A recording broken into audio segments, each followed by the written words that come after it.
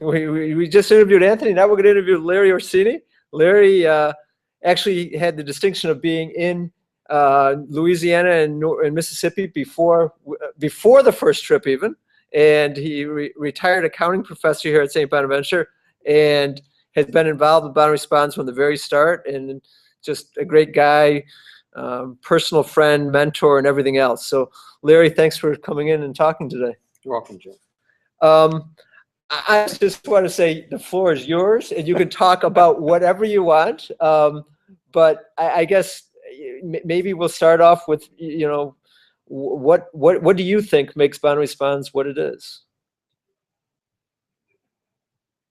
It's difficult to pick any one thing. I've been trying to think, when you told me that you were going to do this interview, I've been trying to think of what I could say that would mean anything to most people. It's a full experience. It's difficult to describe. It's a cliche that we say that we get more out of it than we put into it. But for me, it was a profound, learning, life-changing experience. And I was 65 when Hurricane Katrina hit, and started working with you and working with BonaResponds. And I'd retired a couple years before that. And it was difficult after working for a long, long time to adjust to not going to work every day and so forth. And getting involved with BonaResponds really, really helped me personally. And my wife and I, as you know, we always did everything together. Sure. We always traveled together, pretty much, except when we went to Haiti. Most of the time, Bonnie was with us. So it was a very positive experience. And I've enjoyed it very, very much. One of the things that I find kind of, after being involved with BonaResponds, it got us interested in trying to do things for other people, was real hands-on type things. As an accounting professor, I'm constantly being, or was for a long time, they've kind of forgotten me now, I'm always asked, can you help us with our financials? And could you help, would you be the treasurer of our organization? You know, and an organization that you and I are both very familiar with, I was there for a while, and I was doing that kind of thing. I was doing some planning and financial stuff. And one day there was a tree that, there was a stump that I kept falling.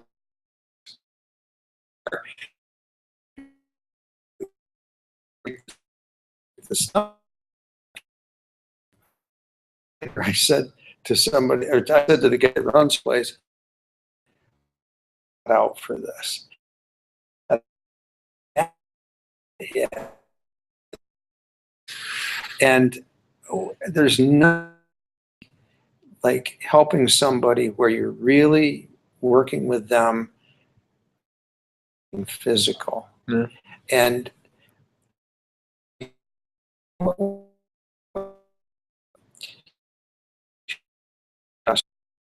the beginning, and I think you really led us down this way, Jim, is that we have to focus on the person of us. We never make comparisons of what people have lost or their needs. Whatever we can do to make things better for them is what we try to do. And why that's so important is for the person who's just lost their house completely and we're cleaning up a lot so that they can do something.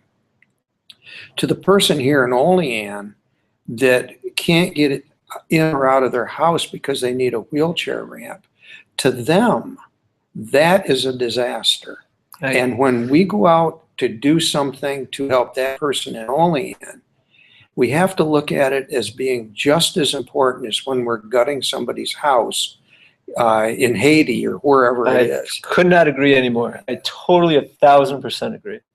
And you can get reward from it. If you know, a lot of students, and certainly I've dealt with this my whole life, is that sometimes we get depressed, we get down. Sure. And there is absolutely nothing that can make you get out of that funk that we get into, like going out and working and helping somebody get out of ourselves. And that's what I've really gotten out of BonaResponds. The other thing that I always like, since being involved in BonaResponds, I always feel that whatever I'm doing, it's part of BonaResponds. And Bonnie and I, you guys were, I think, in Oklahoma or someplace, because there was a tornado in Ringgold, Georgia, that happened right after a tornado that you guys were involved in. I remember, yes. And so Bonnie and I were on our way home when that tornado hit. And we had our BonaResponds t-shirts with us, of course. And so we just went there and we said, we've done a lot of this before. And we worked for a week with those people. But for me, it was a BonaResponds trip. So we always feel that way no matter what we do. And you're always welcome to feel that way. It's made my day. We could just talk literally for hours and you know, all past trips, and I'm not going to try to pick out a favorite trip or anything. One, and I really meant a lot to me, and I don't know if you remember it, maybe the Margaretville trip, and the flooding in Margaretville, New York. Jim, we saved a woman's life. I seriously believe we saved a woman's life in Margaretville. We went to this house, and we were gutting this house, and a woman, I think her daughter may have been there too, but she was there, and I think you were off on some other job, but she was really kind of incoherent. And when we got there, we took a quick walkthrough, but she was kind of incoherent. She had a generator that she was running in the house, and scary. Nobody realized what, because we had been involved with this up in Buffalo and other places, and we immediately shut it down and moved it outside of the house, and we said, you got to get out of here, you got to air the place out, and this is what's happening, and we told her, you can't even put it near the door. She didn't know this. The woman was right on the edge, on the edge. Wow. But I agree with you. That was a great trip. That was a great trip. There have been so many great trips. I mean, just the time, I mean, down, whether it's along the Gulf Coast, I mean, more of mine in Oklahoma, I love that. And all of the, along Hurricane Sandy, along the shore. We're just, I mean, and the thing, and all of them. I mean, from Buffalo, after, I don't know if you remember the Buffalo storm, right after the... I took my brother up with me to work up there. So Buffalo, the ice storm hit in October, a lot of leaves on the trees. And I mean, one of the things that, and I was mentioning before the interview, that hits me every time is that we were there 2 days after the storm. And one of the women said, thank you so much. We thought we had been totally forgotten by the world. And it was 2 days, and it was an ice storm. And but that idea has played out over and over and over again. And whether it's locally for someone, with cancer that saw that all of her friends have left her, to, I mean, in Haiti or wherever, I think one of the best things that we do is to bring hope and energy to people that have sometimes lost hope. I totally agree. And the one that you, at first I was somewhat skeptical about it, but we used to go out on these jobs, and I would be with you a lot of the time when we would first meet the people we're working with. And you would say to them, give us the jobs that nobody else can do. I still do that, yeah. And I'll never forget this one job that we did. It was, I think it was in Bay St. Louis, actually, but it was past Christian or Bay St. Louis. And we went to this,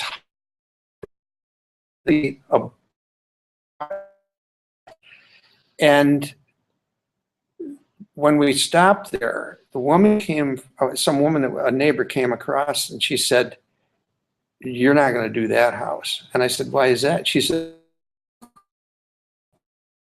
the universities, but they were both university groups. She said they are both, she said, there's been two groups here. The first group came, they looked at it and they said, we can't do this. The second group came, they climbed up there, they looked at it, they said, we can't do this. That sounds like a challenge to me. So I went up there to look at it, and you couldn't push the door open, because very quickly what had happened in that area, the storm surge was 23 feet high, and this house was up on pillars 12 feet above the ground, and it was totally flooded, and the ceiling and the insulation came down, and the floor of the house, not down below, that was bad enough, but the floor of the house had about 12 or 15 inches of mud, because when the rain came in, it just churns up the bayous and it dumps it into the house. I remember many houses like that, yeah. And so I pushed the door and stuck my head in, and it was, I can't describe. You've seen so many of them, Jim. This was, for me, it was the worst one that I saw. Even though the structure of the house from the outside Sure looked pretty good, you know. So I went down, and we had this group, including John and Anita Dutcher. And I said to the group of students and John and Anita, who were people my age, I said, guys, it's worse than anything you can possibly imagine. So I said, I think we can do it. What do you guys think? Love it. And they said, oh, we can do this. Now, what we did, because there was so much mud, we took wheelbarrows. We had 2 wheelbarrows. We carried them up the stairs. We filled them with mud. And guys would carry, you can imagine how heavy a wheelbarrow of mud is. And we carried the wheelbarrows down and took it and dumped it. And students, God love this man. God love him. We thought we were all finished. Found another room. And we went downstairs, and we found a room that was around the furnace area, and it was like a storeroom. And we opened up the room, and it was still filled with water pretty much. It just kind of flooded out. And there was these file cabinets. And you can imagine how awful the smell was, and how polluted all this stuff was. And there was a file cabinet, and this guy, this big tall student, pulled on the drawer, and the water just came right down over him. He came out and he said, oh my God. He said, I got it in my mouth. And I got him outside, and he kind of spit it out, and we both went. He and I did that room, and everybody else's, there was only room for 2 of us. The job was finished except for the room. But I went out, I was working with him, and suddenly I had this feeling that just said, everything's going to be fine. And I said to him, I said, you're going to be fine. And he was fine. He didn't get sick or anything, so, but that was, I think of that house if you tried. Now, going back, you did get to go back to Pass Christian, you said. Yes. Could you just tell the people what's that like now? Well, what it was. So just let me interrupt for a second. Pass Christian, we made, Pass Christian is roughly halfway between Biloxi and New Orleans, and we worked there at least 4 or 5 different trips. We stayed at Randy's Rangers and other places there, and Pass Christian really became almost our home along the coast. We made lots of trips down there. So you were saying. Yeah, well, what we did, since our group was one of the first ones in, Randy wanted to set up the camp so there'd be places for future groups to stay. So, So this was after, just for completeness, this was after he had moved. He had a little bitty camp down right along the coast. right, And then this was coming back, what, half mile? Something like that, yeah. right. Yeah. And so we spent a few days. Some of our group went out and they were on various jobs, but he needed this camp built. So we built a large tool building. We built a laundry. Yeah. Kitchen, Yeah. built a kitchen. And we did, so when you got finished, if you can picture this, it looked a little bit like an army camp, and because Randy had scrounged about I think there were 6 big army tents. Yep. So we had these tents, and then we had these, and last year, since my wife and I spend the winters down there now, last year, some friends of ours who live right near that where Randy's was, we went out there and to see what it looked like, and it's totally gone. They cleaned it all up. Wow. It's just an empty.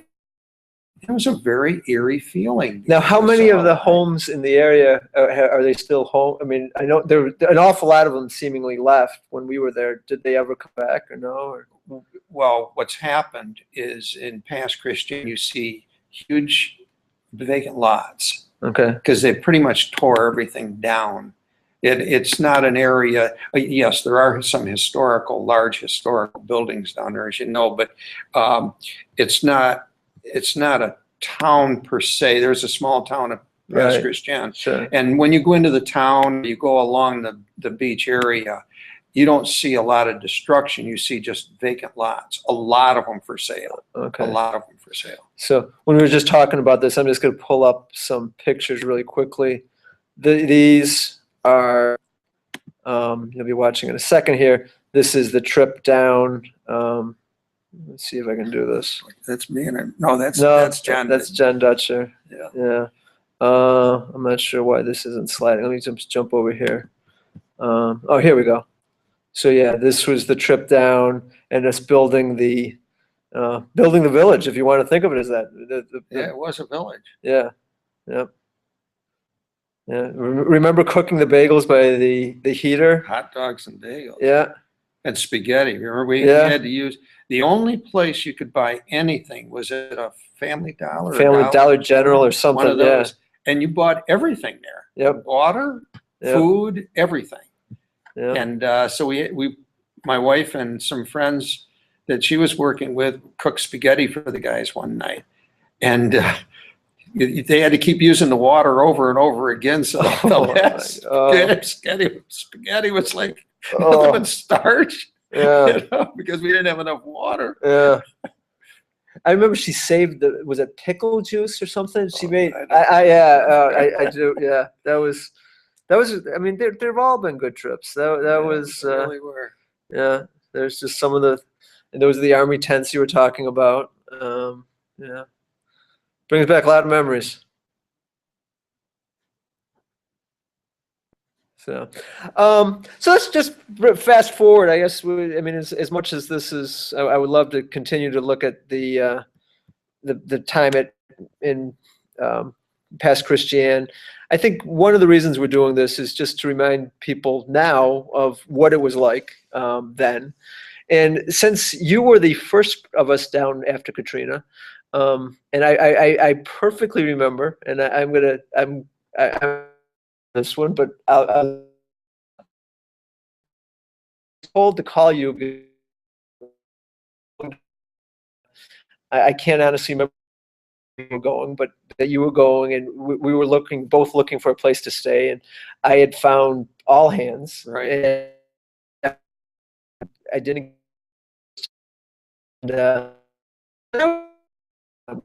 And phone was on vibrate, and I heard it, and you were calling in, and if memory serves me correct, you were in Slidell, Louisiana, and you almost brought me to tears through however many miles just by explaining to me what you were seeing. And if you could just bring back tell people what you the Louisiana area, and New Orleans in particular. But you hadn't even gotten to New Orleans, I don't think, at that point, had you? Yes, You had? yes, Okay. I had been in New Orleans, and then I went up to Slidell because there was somebody up there that thought there might be a place where I might be able to stay, and that's when I got in touch with you. But what I remember is the silence of it because everybody had gone. Mm-hmm. And the 10 expressway that goes right through New Orleans, I remember driving on the 10 expressway to get up to Slidell to make that phone call. And there was nobody on it except a police car that was blocking people from going through. And I explained to him what I was doing, and he explained to me, because the bridge was gone, the 10 bridge was gone, and he explained to me how I could get off and get on 90, which went on another old bridge that crossed over Lake Bourne. Right. And New Orleans, when I was going through New Orleans, the eastern part of New Orleans, the Ninth Ward, and then the east of that, there were these huge apartment blocks. And it's like, there was a movie that was after a nuclear attack. I can't remember the name of it. Out of New York or something. Okay. And it was exactly like that. There was nobody around. There was no people. Wow. Nobody. And, you know, I look back on it and I say, well, you were there. There must have been a lot of other people. But there weren't, Jim. There was nobody there. So I drove up on 90, and there was a little town, I forget the name of it, and I drove into this town. And this town was indicative of many of the disasters that we've seen since then. It wasn't like New Orleans, where you had these big buildings that were still standing, but were just vacant, all rubble, and roofs were off, and this. This town was destroyed. There was nothing there. There were no standing buildings, and people had started to pull their things to the street. And I stopped my van, and it's still an emotional thing for me when I think about it. I stopped the van, and I started to cry. I mean, I had never seen anything like this. These poor people had lost everything. And I called Bonnie, because I was by myself on that trip. I called Bonnie, and I said, you know how you always call, you always think there's an accident or something. So my first words were, I'm okay, but I just have to reach out and make a connection with somebody, because this is so out of my world. Yeah. And so I talked to Bonnie for quite a long time, just to get myself centered again. And then it was after that I called you, and I said, I got to find a place to stay to work, you know? Yeah. I don't know if I'd ever told you, but I was about in tears. I mean, it was,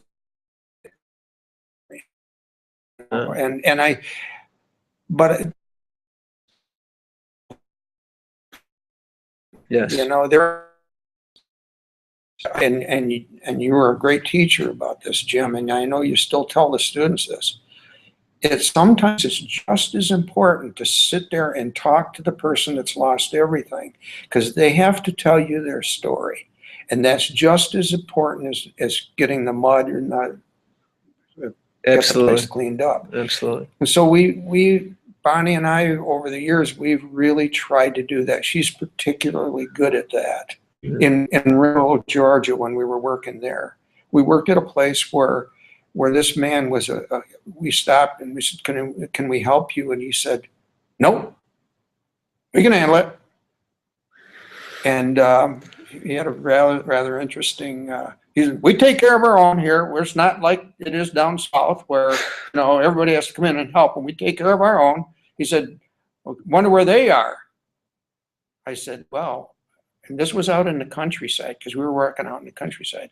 I said, well, I was just working with somebody in Ringgold that came up from New Orleans to help out in your town. Well, I didn't know that. And I said, well, I said, is there anything we can do here? He says, well, I think we're okay. And he starts to calm down. I said, look, I said, we've done this many, many times. Let us just help you haul the stuff to the road. So we spent 5 days hauling things out. His son and daughter, they had in their house when the hurricane struck. And Tornado. Pardon? Tornado. Or tornado, I'm Yeah, sorry, tornado. And it picked up their house and it carried it about 500 feet, dropped it, and it just destroyed the house, of course. And And they were okay? they were in it. They were in it. He was on top of his wife in the bathtub, and he pulled up his T-shirt, and his back was just massive cuts and bruises.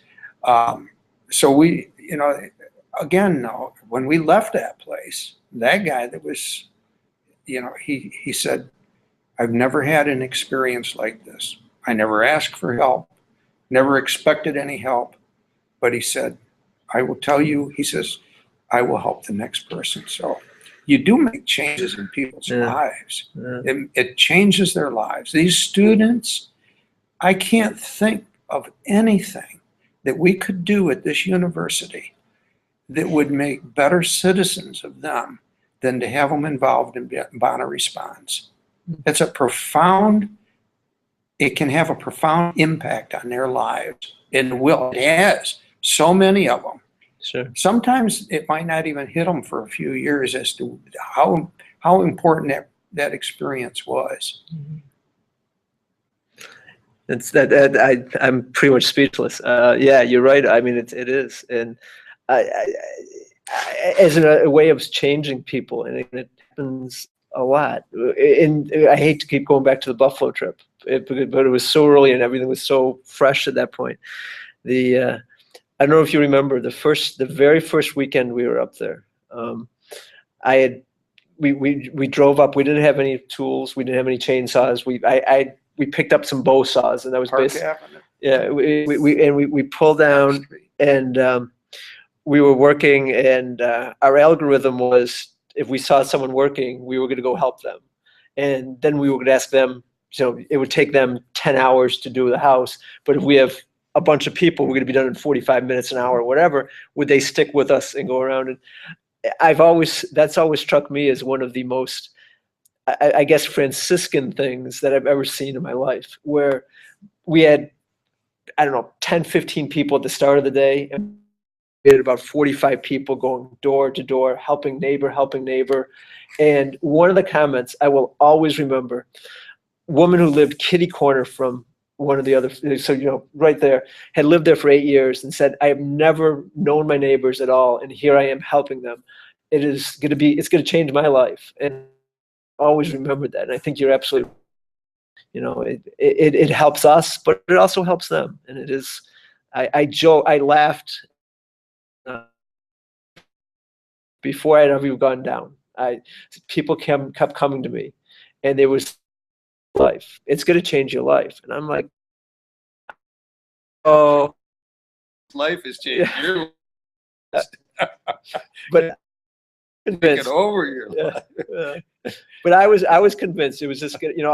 As soon as this is done, I'm going back to being a full-time finance professional. That's all I'm going to do, and whatever.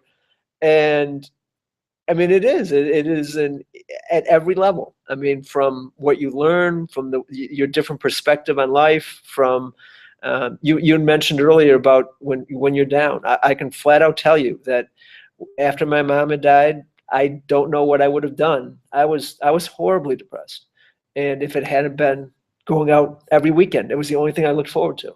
I couldn't wait to Saturday so I could go do something. Sure. And I think that, I mean, you're right. I think that it's a wonderful thing, and I'm just happy to be involved in it.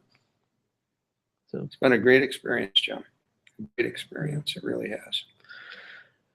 Well, thank you. Thank you for being there whenever. I mean, from the very first till now, whenever I ask you for something, you always may not always agree with everything we say, but we're always. I cherish the fact that we're friends, and through all of it, I remember getting yelled at for being late a couple times and things, but Driving too fast. oh, that wasn't ever. You want a funny story on driving? And I think of it at least occasionally still when I get gas. Do you remember we were going down to Pass Christian, one of the trips, and you were driving. This was at the gas station now, and there were two vans, and one of the vans started backing up, and I thought it was going to hit me, and I pulled the gas thing out, and then I completely showered the van with gasoline. Completely showered. I mean, it was doused in gasoline. Yeah, I remember that one. Yeah. So, well, all right. Thank you, Larry. I really appreciate it. Whenever, if you ever want to come back, talk again, think of another story, bring Bonnie back and have her talk. We'd love it. Okay, Jeff. Thanks. Thank you.